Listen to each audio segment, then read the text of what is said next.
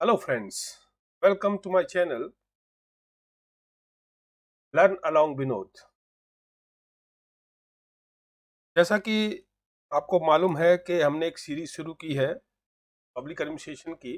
उसमें हम BA third year का पेपर जो है वो डिस्कस कर रहे हैं, constitutional and administrative aspects of Himachal प्रदेश।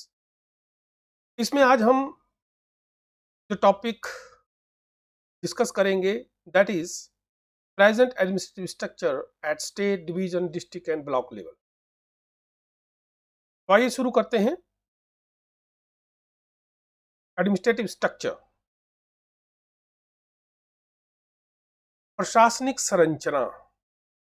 सबसे पहले तो हमें ये पता होना चाहिए कि प्रशासनिक संरचना होती क्या है। प्रशासन का अर्थ है कार्यों का प्रबंधन करना।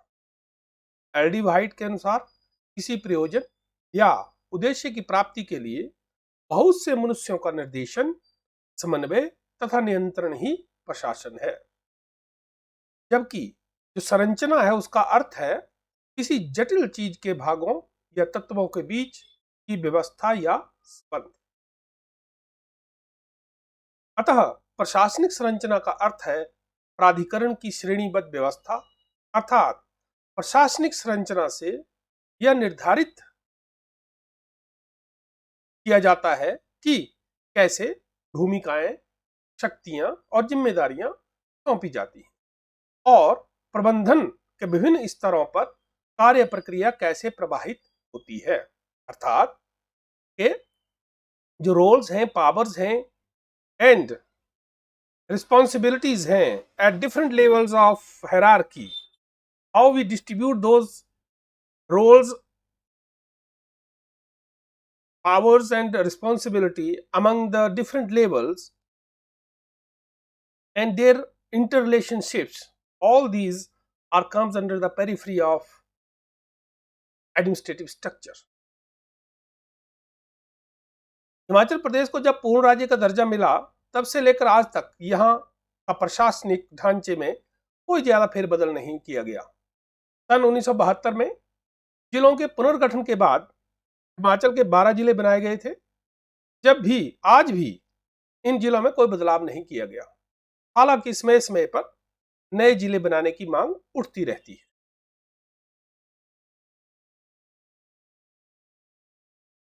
भारत, जैसा कि हम सबको मालूम है, एक संप्रभु, समाजवादी, धर्मनिरपेक्ष, लोकतांत्रिक गणराज्य है जिसमें सरकार का एक संसदीय रूप है।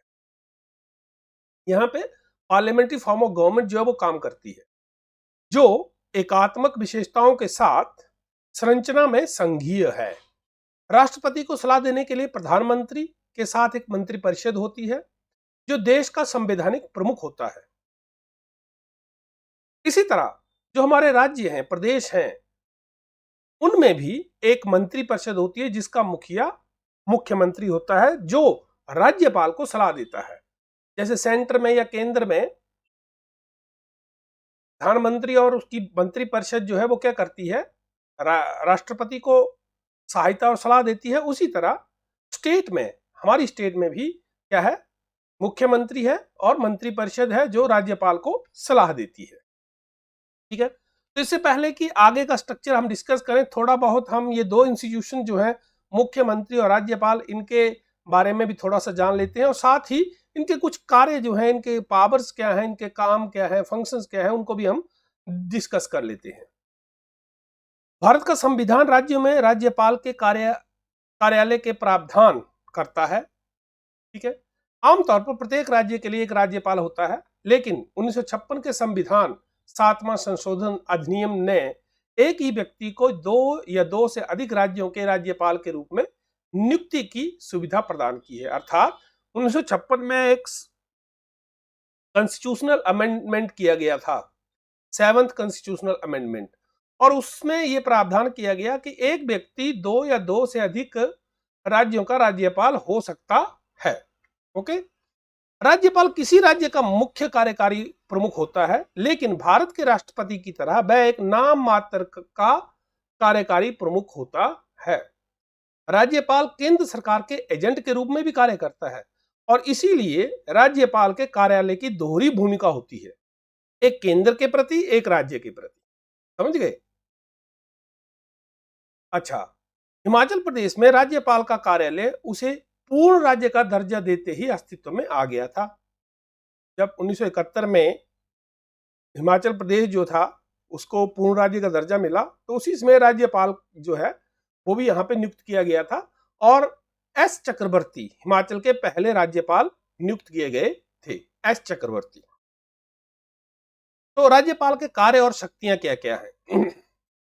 देखिए, राज्यपाल के पास भारत के राष्ट्रपति के समान ही कार्यकारी, विधायी, वित्तीय और न्यायिक शक्तियां होती है। लेकिन यहाँ पे राष्ट्रपति राज्यपाल से अलग कैसे है?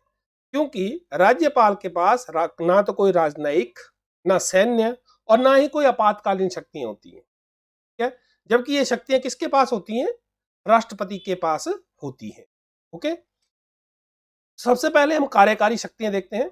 राज्य सरकार की सभी कार्यकारी कार्य राज्यपाल के नाम पर किए जाते हैं। राज्यपाल राज्य के मुख्यमंत्री, राज्य के अन्य मंत्रियों, महाधिवक्ता आदि के नियुक्ति करता है।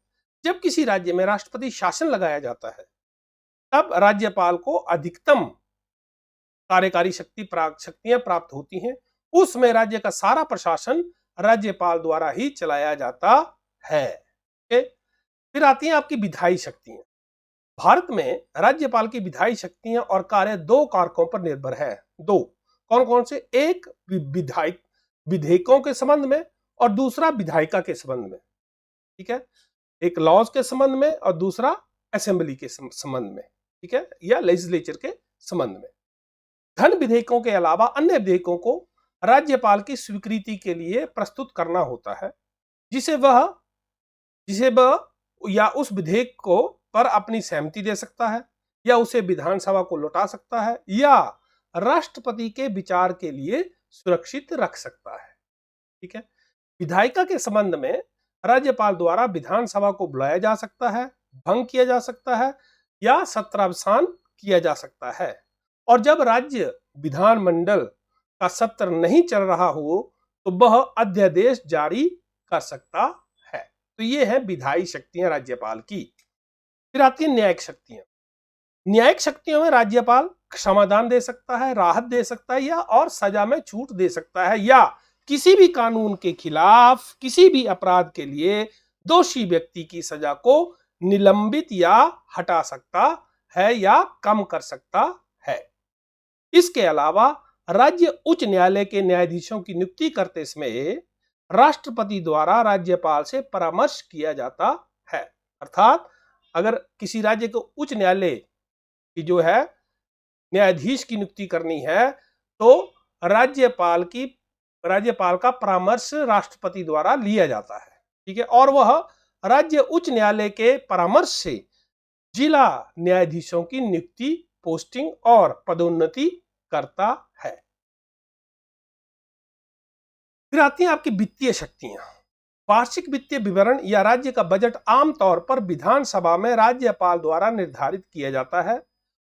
उनकी सिफारिश के आधार पर ही धन विधेयक को राज्य विधानसभा में पेश किया जा सकता है। इसी तरह अनुदान की मांग राज्यपाल की सिफारिश के आधार पर ही प्रदान की जाती है और हर 5 साल में गठित वित्त आयोग की राज्यपाल द्वारा समीक्षा की जाती है। तो ये है राज्यपाल की शक्तियां। अब दूसरा इंस्टीट्यूशन है आपका मुख्यमंत्री और मंत्री परिषद। ओके, भारतीय संविधान के अनुसार राज्यपाल राज्य का संवैधानिक प्रमुख होता है, जबकि मुख्यमंत्री राज्य का वास्तविक रियल हेड, वास्तविक प्रमुख होता है। संविधान के अनुच्छेद 163 के अनुसार प्रत्येक राज्य में मुख्यमंत्री की अध्यक्षता में मंत्री परिषद होगी, जो राज्यपाल को उसकी शक्तियों और कार्यों के प्रयोग में सहायता और सलाह देगी, ठीक है? There shall be a council of ministers with chief minister to aid and advise the governor of a state. Okay, तो ये है संविधान में जो अनुच्छेद 163 है उसके अनुसार। ओके। मुख्यमंत्री के कार्य और शक्तियां। मंत्री परिषद प्रमुख के रूप में, क्योंकि मुख्यमंत्री जो होता है वो जो राज्य मंत्री परिषद है उसका क्या होता है, अध्यक्ष होता है, प्रमुख होता है। उस रूप में क्या कार्य करता है ये, राज्यपाल केवल उन्हीं व्यक्तियों को मंत्री के रूप में नियुक्त करता है जिनकी सिफारिश मुख्यमंत्री द्वारा की जाती है। ठीक है, वह मंत्रियों में विभागों का आवंटन और फेरबदल करता है। कौन, मुख्यमंत्री। असहमति की स्थिति में वह किसी मंत्री से इस्तीफा देने के लिए कह सकता है या राज्यपाल को उसे बर्खास्त करने की सलाह दे सकता है। ठीक है, वह मंत्री परिषद की बैठकों की अध्यक्षता करता है। वह सभी मंत्रियों की गतिविधियों का निर्देशन, पर्यवेक्षण और समन्वय करता है। अब दूसरे आते हैं इसके राज्यपाल के संबंध में। ठीक है, कि राज्यपाल के संबंध में उसके क्या कार्य और शक्तियां हैं। वह राज्यपाल और मंत्री परिषद के बीच प्राथमिक संपर्क के रूप में कार्य करता है। वह राज्य के मामलों के प्रशासन और कानून के प्रस्तावों से संबंधित मंत्री परिषद के सभी निर्णयों को राज्य के राज्यपाल को सूचित करता है। वह राज्य के अटॉर्नी जनरल, राज्य लोक सेवा आयोग के अध्यक्ष और सदस्यों, राज्य चुनाव आयुक्त आदि जैसे महत्वपूर्ण अधिकारियों की नियुक्ति पर राज्यपाल को सलाह देता है। ठीक है, अच्छा आगे है आपका राज्य विधानमंडल के संबंध में। वह राज्यपाल को राज्य विधानमंडल के सत्रों को बुलाने और सत्रावसान करने की सलाह देता है। उसके पास राज्यपाल को किसी भी समय विधानसभा भंग करने की सिफारिश करने का अधिकार है। मतलब ये कि वो किसी भी समय सिफारिश कर सकता है राज्यपाल को कि विधानसभा को भंग कर दिया जाए। और वह सदन के पटल पर सरकार की नीतियों की घोषणा करता है। अन्य शक्तियां और कार्य। वह राज्य योजना बोर्ड के अध्यक्ष होते हैं। ठीक है, जो भी राज्य के योजना बोर्ड होते हैं उनके वो अध्यक्ष होते हैं। फिर रोटेशन द्वारा वह संबंधित क्षेत्रीय परिषद के उपाध्यक्ष के रूप में कार्य करता है। वह प्रधानमंत्री की अंतर्राज्यीय परिषद, इंटरस्टेट काउंसिल और नीति आयोग की शासी परिषद के सदस्य होते हैं। वह राज्य सरकार के मुख्य प्रवक्ता हैं। आपात स्थिति के दौरान वह राजनीतिक स्तर पर मुख्य संकट प्रबंधक के रूप में कार्य करता है। राज्य के नेता के रूप में वह लोगों के विभिन्न समूहों से मिलते हैं और उनसे उनकी समस्याओं के बारे में ज्ञापन प्राप्त करते हैं। ठीक है, तो ये थी कुछ शक्तियां। अब आते हैं हम लोकतांत्रिक सरकार और दूसरी तरफ हम देखेंगे एडमिनिस्ट्रेटिव स्ट्रक्चर। ठीक है, तो जब हम सरकार की बात करते हैं, एक तो हमारी ऊपर हो गई केंद्र सरकार, तो ऊपर हो गई, लेकिन राज्य स्तर पर एक राज्य सरकार होती है। फिर उसके नीचे आती है स्थानीय स्वशासन। और स्थानीय स्वशासन भी हमारा दो तरह का होता है, एक शहरी स्थानीय निकाय और दूसरे ग्रामीण स्थानीय निकाय। ठीक है, ये एक तरफ अर्बन और दूसरी तरफ रूरल। ओके, ये तो हो गया आपका एक तरह से जहां पे हम बात करते हैं चुने हुए लोगों की बात। ठीक है, दूसरी तरफ जो हमारा प्रशासनिक ढांचा है वो कैसा है। ठीक है, तो प्रशासनिक ढांचा हमारा है, डिवीजन है, और हिमाचल में हमारे पास 3 डिवीजन हैं। कौन कौन से, मंडी, शिमला और धर्मशाला। ठीक, फिर इसके नीचे आती है जिला। जिला हमें पता है 12 हैं। फिर आता है सब डिवीजन, और हिमाचल में टोटल सब डिवीजन है 129। फिर आते हैं हमारी तहसील। तहसील है हमारी 169। फिर आती है हमारा ब्लॉक। ब्लॉक है हमारे 78। और सबसे निचले स्तर पर आता है पंचायत, वो है हमारी 3226। ओके, अच्छा ये तो है आपका प्रशासनिक ढांचा। आगे चलते हैं। अब हम ये जो कुछ हमारे ढांचा है इसमें कौन कौन से प्रमुख होते हैं। जैसे राज्य सरकार में प्रमुख होता है आपका, हेड होता है मुख्यमंत्री। फिर आता है, इसके बाद आता है राज्य सचिवालय। ठीक है, अब हम प्रशासन की ओर बढ़ रहे हैं। ठीक है, राज्य सचिवालय स्टेट लेवल पे क्या किस तरह का स्ट्रक्चर है, तो ऊपर होता है राज्य सचिवालय। ठीक है, और इसका जो हेड होता है वो होता है मुख्य सचिव, चीफ सेक्रेटरी। इसके नीचे आता है निदेशालय होते हैं। हर एक जो सेक्रेटरीट डिपार्टमेंट्स हैं उनका क्या है, कॉरस्पॉन्डिंग डायरेक्टोरेट होता है। ठीक है, तो निदेशालय वहां पे होते हैं निदेशक, और अलग अलग विभागों में इसको अलग अलग नामों से जाना जाता है। ठीक है, फिर आता है डिवीजन। डिवीजन में होते हैं डिविजनल कमिश्नर। ठीक है, उसके नीचे आता है जिला। जिला में होता है आपका जिलाधीश, कलेक्टर। ठीक है, ओके, डिस्ट्रिक्ट कलेक्टर। तो ये है आपका एक तरह से क्या, एडमिनिस्ट्रेटिव स्ट्रक्चर। राज्य सरकार में मुख्यमंत्री, राज्य सचिवालय मुख्य सचिव, ठीक है, निदेशालय में निदेशक, डिवीजन में डिविजनल कमिश्नर, और जिला में जिलाधीश। और अब जिलाधीश के नीचे किस तरह का स्ट्रक्चर है हमारे यहाँ हिमाचल में, वो भी देख लेते हैं। तो जिला है, जिला का आपको पता है कि जिलाधीश होता है उसका हेड। फिर आता है इसके नीचे सब डिवीजन। ठीक है, सब डिविजनल मजिस्ट्रेट, इसको सिविल भी बोलते हैं, सब डिविजनल, एसडीओ सिविल, तो एसडीएम। ठीक है, सब डिविजनल मजिस्ट्रेट। ठीक है, फिर इसके नीचे अगर हम रेवेन्यू की बात करें, रेवेन्यू जो डिपार्टमेंट है उसकी बात करें, तो उसके हिसाब से सब डिवीजन से नीचे आता है तहसील या उप तहसील, और यहाँ पे प्रमुख होता है तहसीलदार या नायब तहसीलदार। तहसील के नीचे आते हैं कानूनगो सर्कल। ठीक है, और इसमें हेड होता है कानूनगो। फिर आते हैं आपके पटवार खाना, जो ग्रामीण स्तर पर होता है। ठीक है, तो यहाँ पे कौन होता है, पटवारी।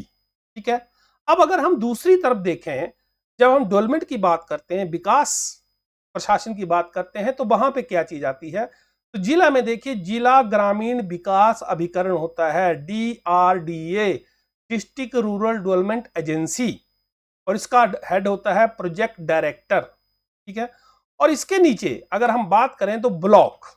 ठीक है, सब डिवीजन के नीचे ब्लॉक, या इसके नीचे भी ब्लॉक। तो ब्लॉक में होता है आपका खंड विकास अधिकारी, BDO जिसको हम बोलते हैं, ब्लॉक डेवलपमेंट ऑफिसर। ब्लॉक के नीचे आती है आपकी पंचायत, और पंचायत में होता है पंचायत सचिव या सहायक। तो ये है जिला स्तर पर या जिला से नीचे बिल्कुल गांव तक किस तरह का हमारा प्रशासन है। ठीक है, किस तरह से सारे काम होते हैं, चाहे वो रेवेन्यू के हैं, चाहे वो डेवलपमेंट के हैं। और यहाँ पे एक बात और क्लियर कर दूं कि जिला लेवल पे हर एक डिपार्टमेंट के अपने अपने, एक तरह से आप ये समझो कि ब्रांचेस, डिपार्टमेंट होते हैं। ठीक है, एक जिले में होंगे वो। ठीक है, तो उनका सारे का सारा जो भी नियंत्रण है वो कौन करता है, वो करता है जिलाधीश। ठीक है, चाहे कोई भी आप डिपार्टमेंट ले लीजिए। ठीक है, सारे डिपार्टमेंट जो है at the district level they function under the supervision of the district collector. Okay, तो ये तो है कुछ ढांचे जिनसे आपको समझ में आया होगा कि प्रशासनिक ढांचा हमारा स्टेट लेवल से लेके नीचे ग्रामीण स्तर तक कैसा है, क्या क्या है। ठीक है, आइए अब हम धीरे धीरे एक एक करके हर एक चीज को समझते हैं, क्या फंक्शंस हैं, किस तरह से काम करते हैं। तो सबसे पहले हम करेंगे सेक्रेटरीट, राज्य सचिवालय। आधिकारिक पदानुक्रम में सचिवालय सरकार का प्रमुख कार्यालय है, जिसमें सभी सरकारी नीतियों, कार्यक्रमों, योजनाओं और नियमों को तैयार, अनुमोदित और अंत में कार्यान्वयन के लिए जारी किया जाता है।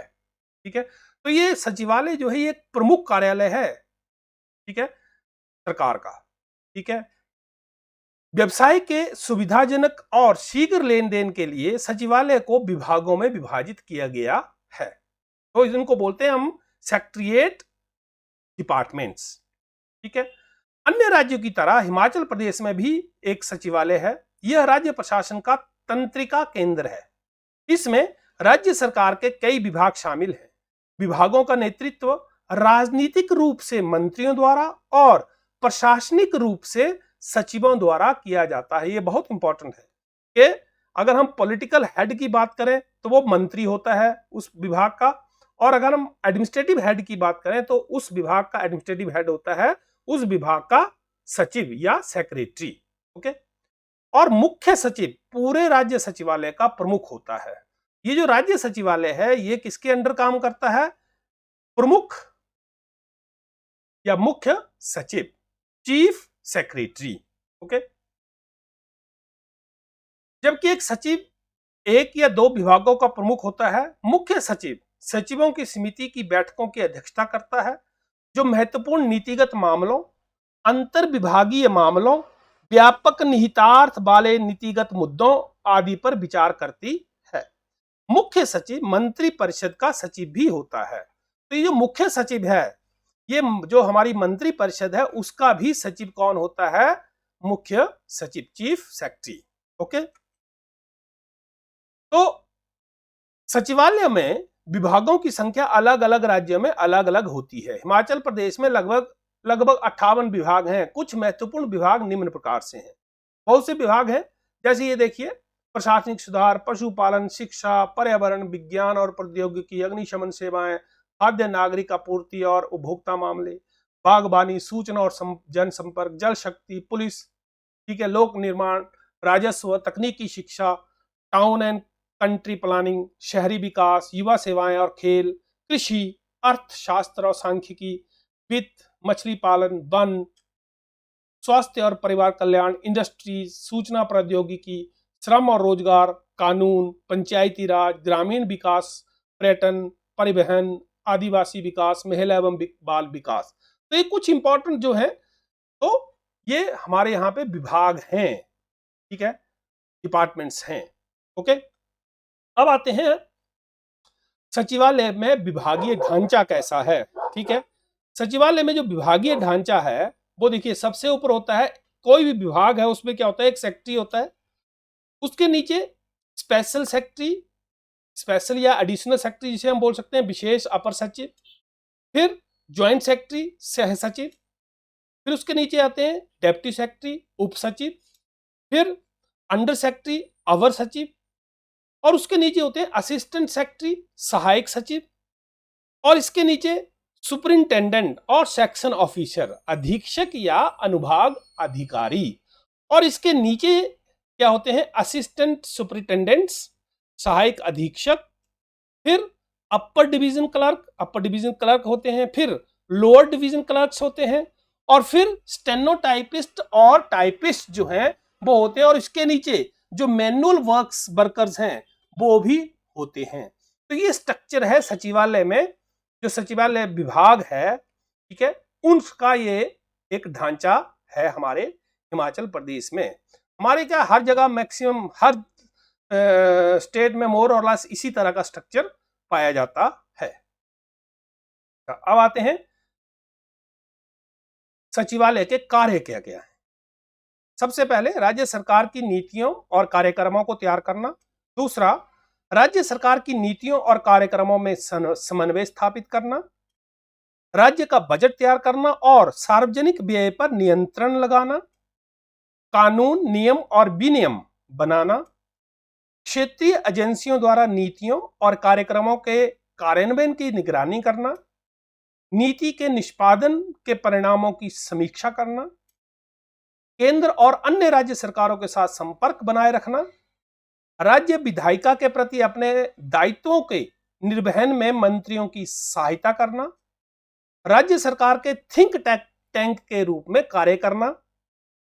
राज्य की वित्तीय स्थिति में उस सुधार की संभावनाओं का पता लगाना।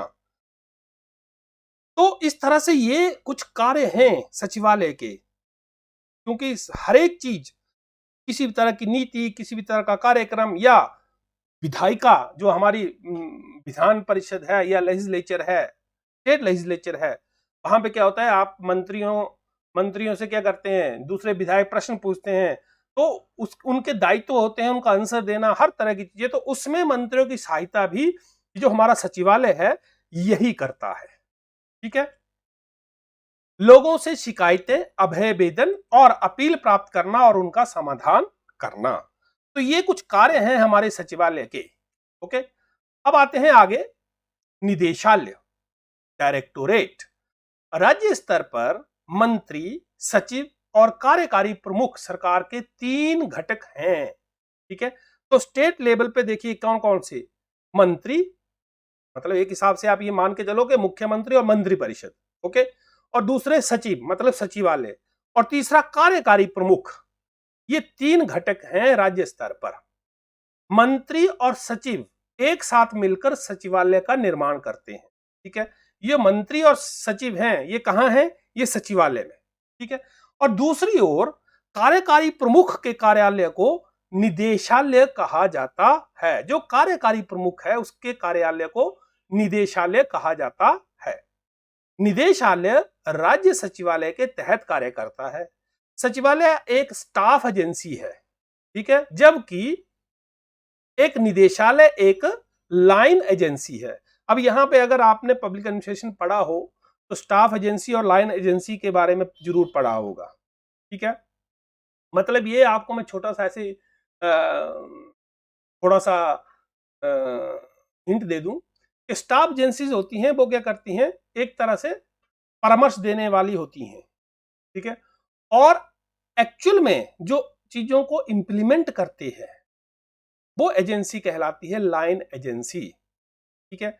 अब जैसे फॉर एग्जांपल मैं आपको एक एग्जांपल देता हूं, जैसे फौज है, ठीक है, जो फौज के बहुत बड़े बड़े ब्रिगेडियर हैं, कर्नल हैं, जनरल हैं, वो क्या करते हैं, वो स्ट्रेटजी बनाते हैं, ठीक है।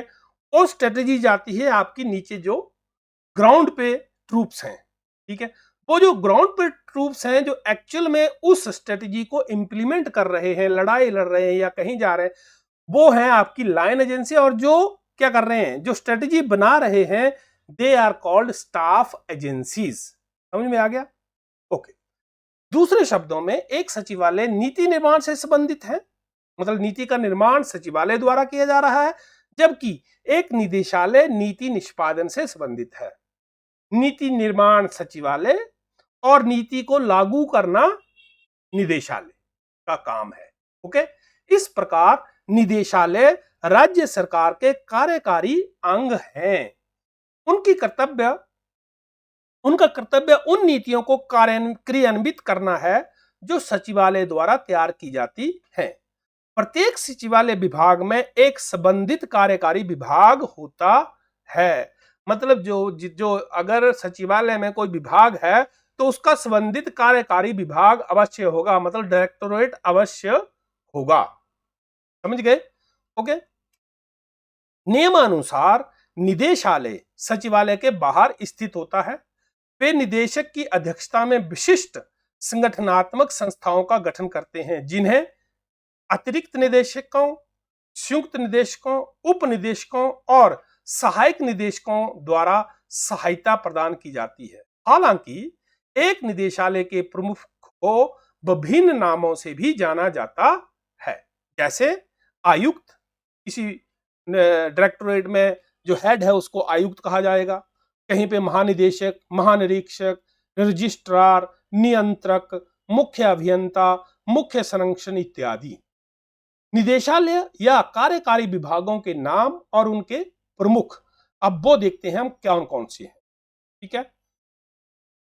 अब यहां पे हम देखेंगे कि इनके प्रमुख कौन कौन से हैं, जैसे डायरेक्टोरेट और एग्जीक्यूटिव डिपार्टमेंट्स, और दूसरी तरफ हमारे आ जाते हैं डेजिग्नेशन ऑफ द हेड्स, किस नाम से बुलाया जाता है।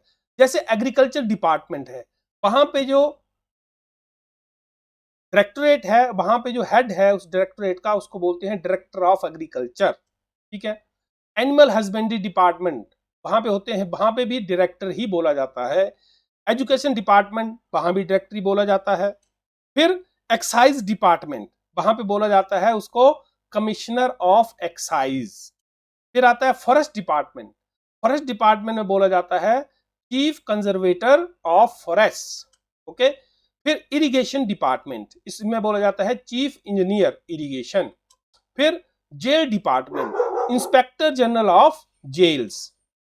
फिर labour department, commissioner of labour. फिर police department, director general of police. फिर आता है आपका प्रिंटिंग एंड स्टेशनरी डिपार्टमेंट, यहां पे बोला जाता है controller of printing and stationery. तो ये कुछ एग्जाम्पल मैंने आपको बताए कि अलग अलग डिपार्टमेंट में जो डायरेक्टोरेट में हेड होता है उस डिपार्टमेंट का, उसको अलग अलग नामों से बुलाया जाता है। ओके। अब जैसे इंडस्ट्रीज, डायरेक्टोरेट में डायरेक्टर ऑफ इंडस्ट्रीज, ओके। तो ये हैं कुछ नाम। अच्छा जी, निदेशालय के कार्य क्या है, अब इनको भी देख लेते हैं।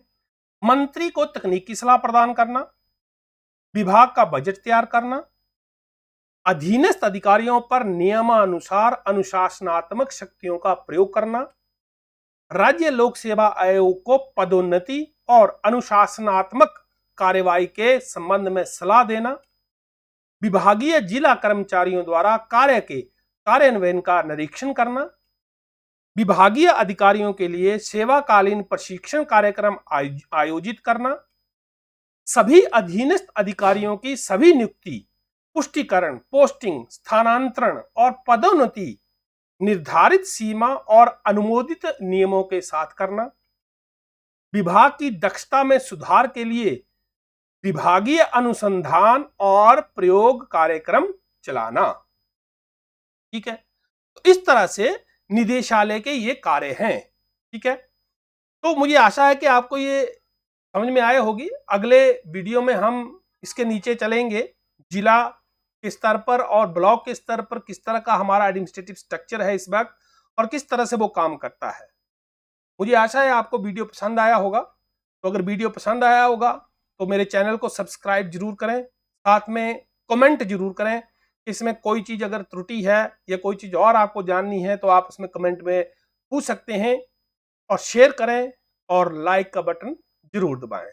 धन्यवाद, नमस्कार।